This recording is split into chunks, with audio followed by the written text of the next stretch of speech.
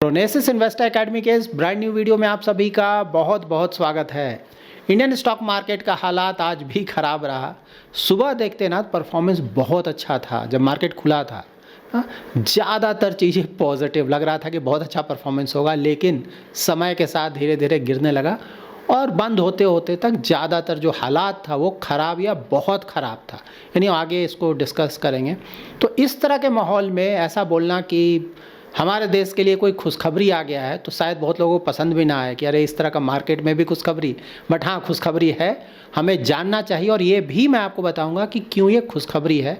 और इस तरह का खुशखबरी है कि ट्रंप इसको जानकर ऑफकोर्स खुश नहीं होंगे। हमारे लिए तो अच्छा है, लेकिन ट्रंप के लिए शायद अच्छा ना हो।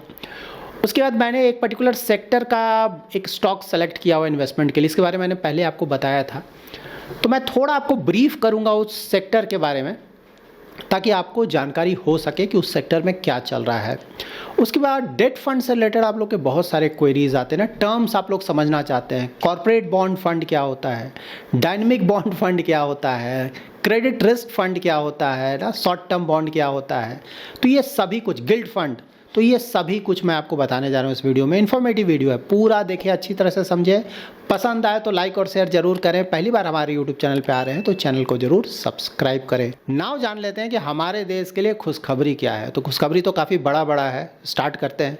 देखिए, अमेज़ॉन ने आज ही ये कंफर्म किया है, इनफैक्ट उन्होंने कमिट किया है कि इंडिया में 35 बिलियन US डॉलर्स वो इन्वेस्ट करने जा रहे हैं। कहाँ करेंगे? तो क्लाउड और आर्टिफिशियल इंटेलिजेंस, और जो अमाउंट है वो 2030 तक इन्वेस्ट होगा। अभी तक अमेज़ॉन ने बोला कि अबाउट 40 बिलियन US डॉलर्स तक तो हमने ऑलरेडी आपके कंट्री में इन्वेस्ट किया हुआ है। इंडिया में 35 और करने जा रहे हैं अगले कुछ सालों में। 2030 तक इंडिया में अमेज़ॉन ये जो खर्च कर रहा है उससे फ़ायदा क्या होगा? तो बोला जा रहा है कि 1 मिलियन डायरेक्ट, इनडायरेक्ट, इंड्यूस्ड या फिर सीजनल जॉब्स क्रिएट होंगे इंडिया में। ठीक है, और इंडिया से जो एक्सपोर्ट है और ज़्यादा बढ़ेगा। और प्लस AI जो बेनिफिट इससे जनरेट होगा ना, उससे बोला जा रहा है कि अबाउट 15 मिलियन स्मॉल बिजनेसेस को फ़ायदा होगा। बहुत बड़ा न्यूज़ है। सेकंड न्यूज़ आया है माइक्रोसॉफ्ट की तरफ से। उन्होंने भी बोला है कि इंडिया में 17.5 बिलियन US डॉलर्स वो खर्च करने जा रहे हैं। और कहाँ खर्च करेंगे? अगेन AI इंफ्रास्ट्रक्चर पे। कुछ दिनों पहले एक बहुत बड़ा अनाउंसमेंट आया था, हुआ था गूगल की तरफ से। वो भी बोल रहे हैं कि अबाउट 15 बिलियन US डॉलर्स वो खर्च करने जा रहा है इंडिया में। ठीक है, 2026 से लेकर 2030 तक। वो भी सेम AI हब बनाने जा रहे हैं वाइजैक, आंध्र प्रदेश में। अभी जिन भी कंपनीज के बारे में मैंने आपको बताया वो सारी US की कंपनीज हैं, और वो कंपनीज इंडिया में बहुत ज़्यादा इन्वेस्टमेंट करने का प्लान कर रही हैं। तो ऑफकोर्स डोनाल्ड ट्रंप को तो पसंद नहीं आएगा ना, क्योंकि आजकल तो वो इंडिया के ऑलमोस्ट बिल्कुल खिलाफ ही हैं। जब भी बोलते हैं निगेटिव ही बोलते हैं, तो ऑफकोर्स उनको पसंद नहीं आएगा। बट एनी हाउ, कंपनीज को तो बिजनेस से मतलब है, प्रॉफिट से मतलब है, तो वो तो इन्वेस्टमेंट करेंगे ही। एनी हाउ, आपने सुना होगा कि डोनाल्ड ट्रंप को भी फाइनली एक पीस प्राइज मिल गया है। ऑफकोर्स नोबेल का पीस प्राइज नहीं मिला है, फीफा ने उन्हें पीस प्राइज दिया है, क्योंकि फीफा के जो चेयरमैन है वो डोनाल्ड ट्रंप के सो कॉल्ड फ्रेंड हैं। तो आपको तो पता है इस सब चीज़ों में गंदगी तो है ही है। तो उनके तरफ से, फीफा के तरफ से पीस प्राइज़ मिला है डोनाल्ड ट्रंप को। 2026 का वर्ल्ड कप वहीं हो रहा है ना, US, कनाडा और मैक्सिको, तीनों जगह हो रहा है, जून और जुलाई में। देखिए, जो भी दुनिया की जो बड़ी बड़ी कंपनीज़ हैं ना, वो इंडिया में बहुत ज़्यादा खर्च करने जा रही है, और मोस्टली AI क्लाउड रिलेटेड। तो इंडिया ऑफकोर्स यहाँ पीछे नहीं रहेगा, क्योंकि इतना ज़्यादा पैसा और इतना ज़्यादा काम होगा तो AI में हम भी आगे आएंगे। अब यहाँ पे देखिए खुशखबरी क्यों है। देखिए, इन चीज़ों से क्या पता चलता है कि भाई India as a country lucrative तो है। ठीक है, अगर यहाँ पे कोई बोलेगा कि नहीं कंट्री ख़राब है, आने वाले समय में डूब जाएगा, सब कुछ बर्बाद हो जाएगा, तो ये तो सही नहीं लगता है ना। दुनिया की इतनी बड़ी बड़ी कंपनीज इतना ज़्यादा पैसा खर्च कर रही हैं। ठीक है, तो इसका मतलब यही है कि भाई उनको लगता है, ठीक है, कुछ लोगों को हो सकता है ना लगता हो, लेकिन उनको तो एटलीस्ट लग रहा है कि भाई ये देश में अच्छा खासा कुछ हो रहा है और आने वाले समय में और भी ज़्यादा अच्छा होगा, और उसी का वो बेनिफिट, क्योंकि बिजनेसमैन है ना, उनको पैसे से मतलब है। वो खर्च इसलिए कर रहे हैं ताकि उनको फ़ायदा मिले, कंपनी को फ़ायदा मिले। ठीक है, और कंपनी को तभी फ़ायदा मिलेगा जब जो इन्वेस्ट कर रहे हैं उस पर अच्छा खासा रिटर्न जनरेट कर सके। तो इंडिया का पोटेंशियल तो बिल्कुल इससे शो हो रहा है कि भाई बहुत अच्छा पोटेंशियल। देखिए, स्टॉक मार्केट में इन्वेस्ट करते वक्त आपको इन्हीं चीज़ों को देखना है। आज स्टॉक मार्केट गिर गया, कल गिर गया, 1 महीने बाद क्या होगा, 2 महीने बाद क्या होगा, इन चक्रों में ज़्यादा ना पड़ें। मैंने बार बार रिपीट किया है, ठीक है। यहाँ पे आपको बहुत ज़्यादा रिस्क लेना पड़ता है तो आपको बहुत ज़्यादा रिटर्न चाहिए, ठीक है। इतना ज़्यादा रिस्क लेके थोड़ा बहुत रिटर्न जनरेट करने का कोई मतलब नहीं बनता है। तो यहाँ पे आइए, लॉन्ग टर्म के लिए आइए और ज़्यादा रिटर्न जनरेट करिए। तो लॉन्ग टर्म के लिए आपको यही सब चीज़ देखना है। जैसे ये जो कुछ भी मैंने बताया ना, ये सब बोल रहे हैं 2030 तक हम इन्वेस्ट, 5 साल, ठीक है। तो एटलीस्ट मीडियम टर्म तक तो भाई है कि, और ऑफकोर्स जो इतना खर्च कर रहे हैं तो वो लॉन्ग टर्म देख कर आ रहे हैं, क्योंकि 5 साल तो सिर्फ वो खर्च करेंगे, उसके बाद कई सालों तक उसका बेनिफिट उठाएंगे वो। तो उनको तो लगता है कि भाई लॉन्ग टर्म में इंडिया का जो ग्रोथ स्टोरी है वो इंटैक्ट है, उन्हें लगता है सब कुछ अच्छा होगा। तो ये हमें कॉन्फिडेंस देता है। मतलब कॉन्फिडेंस लेने के लिए तो बहुत सारी चीज़ें हैं जिसके बारे में ऑलमोस्ट डेली लोग डिस्कस करते हैं, लेकिन ये भी जो कुछ हो रहा है ये हमें कॉन्फिडेंस देता है कि भाई जो देश है हमारा वो सही डायरेक्शन में जा रहा है, और आने वाले समय में भी मीडियम टू लॉन्ग टर्म में भी मोस्टली, ठीक है, जो कि इंडिकेशंस मिल रहा है उससे यही लग रहा है कि परफॉर्मेंस अच्छा होगा। तो स्टॉक मार्केट में आपको यही देखना है, ठीक है, कि भाई मीडियम टू लॉन्ग टर्म में इकोनॉमी का डायरेक्शन क्या है, ट्रेजेक्ट्री क्या है, ऊपर जा रहा है या नीचे जा रहा है। फ्यूचर है 100% गारंटी के साथ कोई नहीं बोल सकता है किसी भी चीज़ के बारे में, फ्यूचर किसको पता है। लेकिन जो भी कुछ हम देख रहे हैं, सुन रहे हैं, जो हो रहा है, उससे बिल्कुल ये कॉन्फिडेंस मिलता है कि भाई मीडियम टू लॉन्ग टर्म हमारा इकनॉमी का जो हालात है, इंडिया एज अ कंट्री अच्छा करेगा। और जब इकनॉमी अच्छा करेगा, कंट्री अच्छा करेगा, तो जो कंपनीज़ हैं यहाँ पे उनका भी परफॉर्मेंस अच्छा होगा, और जब कंपनीज़ का परफॉर्मेंस अच्छा होगा, इकनॉमी अच्छा करेगा, तो स्टॉक मार्केट का भी परफॉर्मेंस आएगा। तो हमेशा ध्यान में रखें, medium to long term daily क्या होता है जानना चाहिए। हार्ड एंड मनी है, ऑफकोर्स हमें पता होना चाहिए क्या हो रहा है, लेकिन इन चीज़ों को बहुत ज़्यादा सीरियसली ना लें। लाइक ट्रेड डील, ठीक है, तो ट्रेड का ही जो ज़्यादातर जो प्रॉब्लम है वो ट्रम्प तक ही होगा। ट्रम्प के बाद तो प्रॉब्लम रहेगा, ऐसा नहीं कि पूरा ख़त्म हो जाएगा, लेकिन काफ़ी हद तक अभी के मुकाबले तो कमेगा ये प्रेशर ना।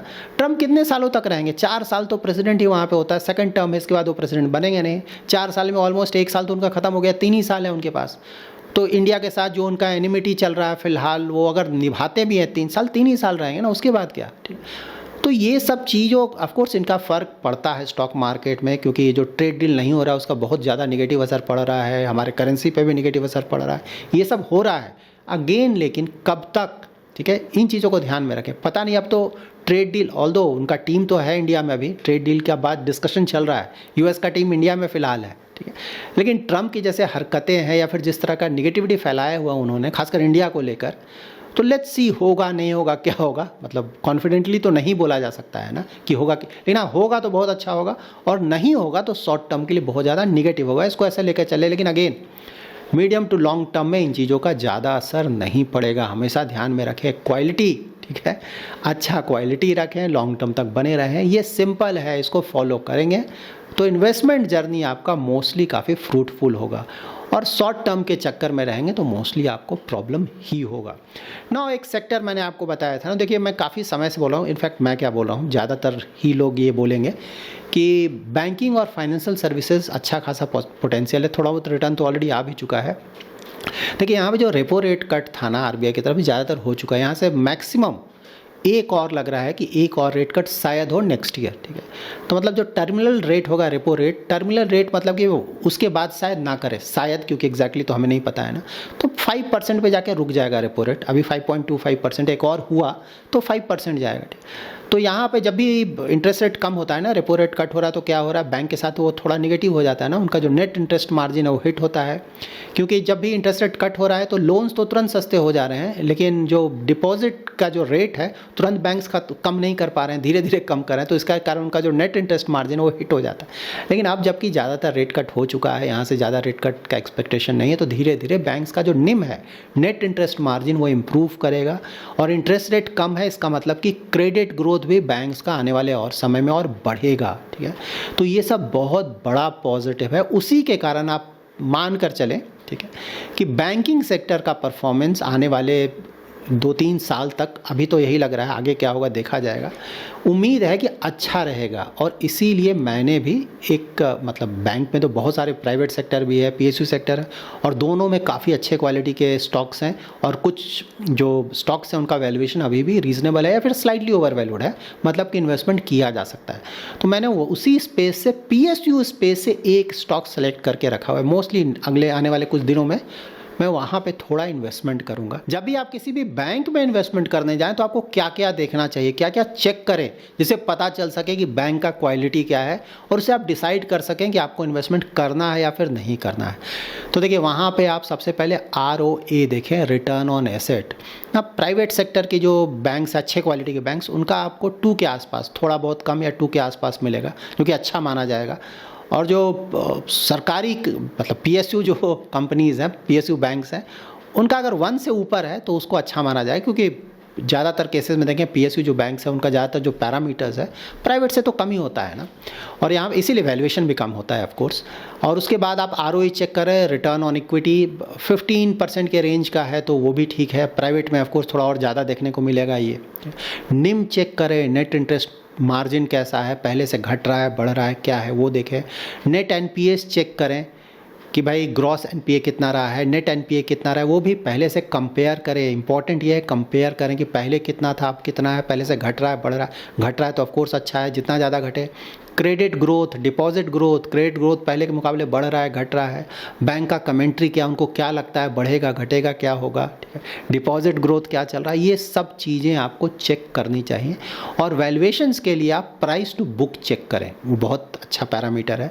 तो ऑफकोर्स 1 के आसपास है तो उसे, मतलब PSU में तो 1 के आसपास है तो उसे ठीक माना जाएगा, क्योंकि उनका वैल्यूएशन कम होता है।